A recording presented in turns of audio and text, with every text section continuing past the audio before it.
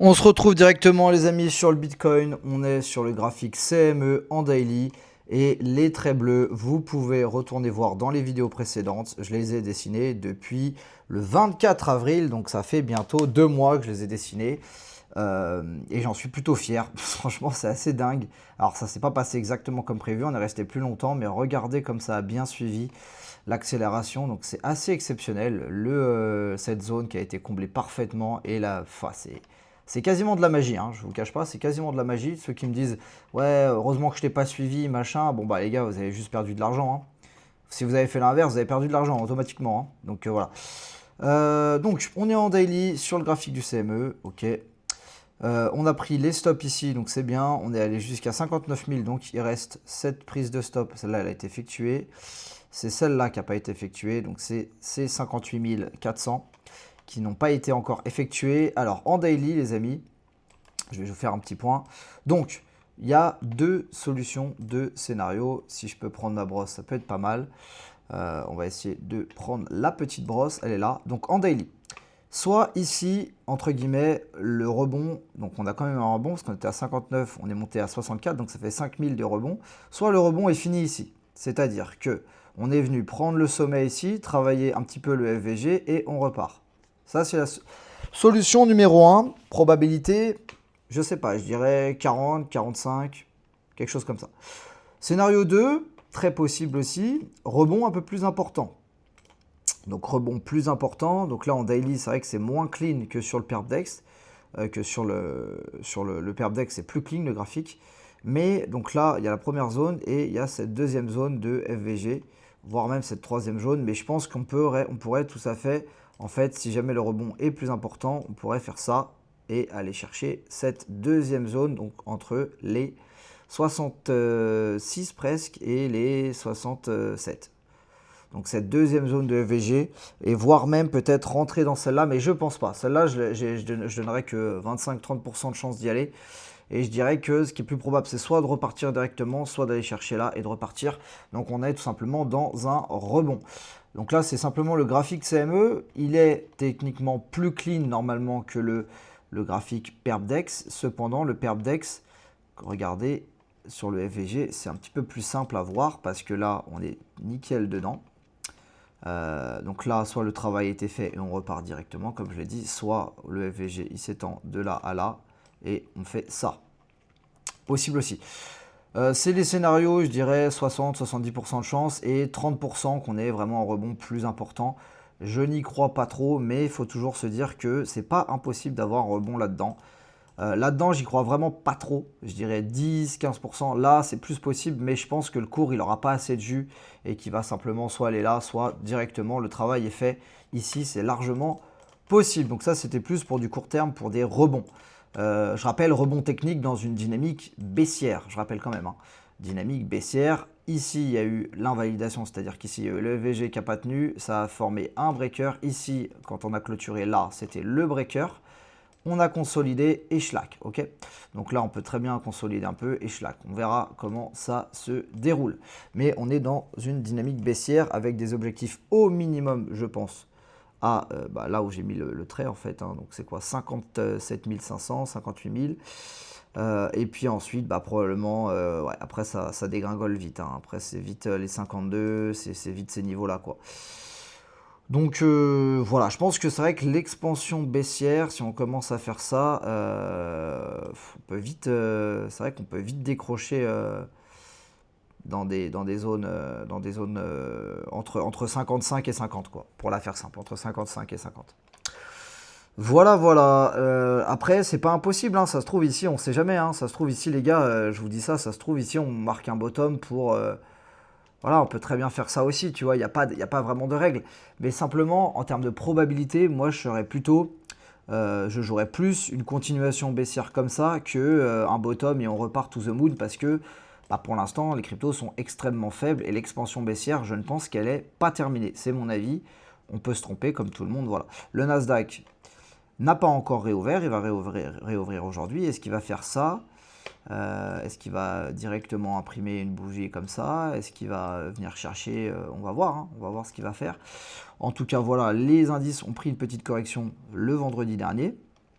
voir une grosse correction. Pourquoi? Parce que je viens de voir que le pétrole reprend des forces, 94 $.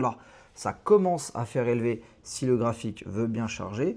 On a un début de petite structure. Pour l'instant, il n'y a rien, mais tant qu'on est là-dedans, on est dans une contraction. Maintenant, si on commence à breaker, à clôturer nettement au-dessus d'ici, peut-être, je vous dis bien peut-être, moi c'est vrai que si je vois une clôture au-dessus de ce niveau-là, des 97-98, je me dis que, ah, petit W, clôture au-dessus, on a passé.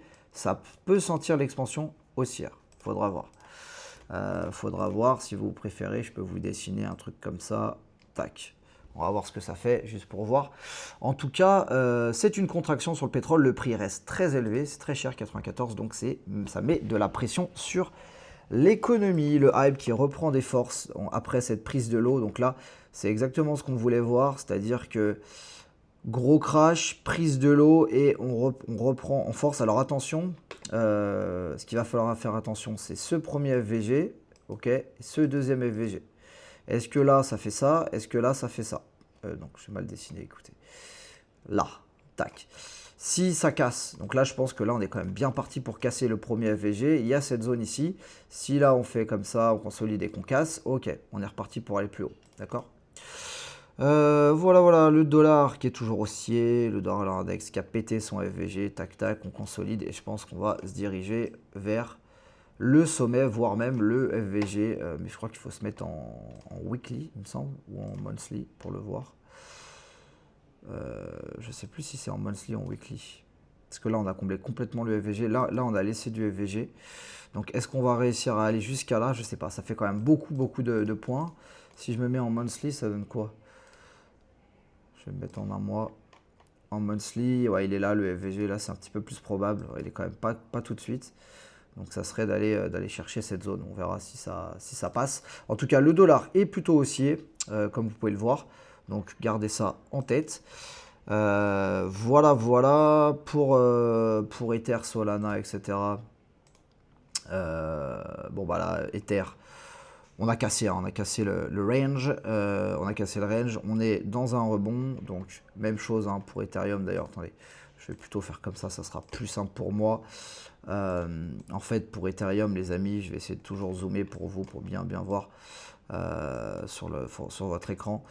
Donc Ether c'est simple, on est là, soit le rebond est fini ici, on va dire il y a des assez bonnes probas selon ce que fait Bitcoin que le rebond soit fini, soit sinon là ça a été comblé, là il y a une petite zone, là il y a une zone, donc on peut très bien faire tac ou tac. Mais je suis toujours baissier, c'est vrai que je suis toujours baissier et je pense que je suis même pas sûr qu'on aurait la force d'aller là, honnêtement quand je vois la faiblesse des alts, je suis vraiment pas sûr qu'ils vont nous donner cette chance. Enfin cette chance pour shorter, parce que là derrière si le prix remonte là, tu shortes qui peut, tu vois ce que je veux dire. Si le prix remonte là, tu joues les... Non, j'abuse là, j'abuse avec mon trait, mais je pense que tu peux jouer, même 30, j'abuse un peu, mais je pense que tu peux jouer cette zone là, tu peux jouer cette zone sans problème. Là, même chose sur Solana, ça a pété, donc je pense que les objectifs sont plus bas, 65. Vous savez que Ether et Solana, moins 40% par rapport à maintenant, ça me ferait même ni chaud ni froid. Ouais. Moins 30, ouais, voilà, moins 30 minimum, je pense, vraiment minimum, voire moins 40, ouais. Moins 40 sans problème. Moins 40, même pourquoi pas. Je pense que le bottom pour Solana, pour moi, il est minimum. Je ne vois pas un bottom au-dessus de 50 $. Donc à partir de 50 jusqu'à, je dirais, 25. 20-25. Il doit être par là le bottom. Quand tu dézoomes dans cette zone, en fait. Entre les 25 et les 50, c'est ça. Pour moi, il est là le bottom sur Solana. Il est bien clair sur Solana. Sur Ether, il est moins clair. Le bottom est beaucoup moins clair. Parce que on a déjà travaillé peut-être cette zone d'inefficience ici entre 1003 et 1002, mais après je sais pas, après ça va être dans toute cette zone et peut-être qu'on aille chercher ce lot, je sais pas, ça me paraît fou, mais je me dis que si on va chercher ce lot, il y a vraiment une très belle opportunité à venir chercher sur Ethereum. Il faudra voir si elle est offerte. En tout cas, voilà. Maintenant sur la DeFi, j'étais sur Fluide, ça a quand même bien mangé. Pourtant les taux sont à 5-6%, donc c'est correct. Les ETF Inflow continuent de sortir. Il n'y a rien de bullish sur ce market. Rien n'est bullish sur ce market. La stablecoin market cap, l'argent sort des markets. Tout sort en fait. Donc il n'y a rien de bullish. Rien de bullish. AV, on était à 48, on est à 12. 48 milliards, il y a quelques mois on est à 12 milliards, enfin il n'y a pas besoin de voir plus loin. L'argent sort. Donc je m'amuserai vraiment pas à jouer tout de suite un bottom. Voilà les gars pour cette vidéo.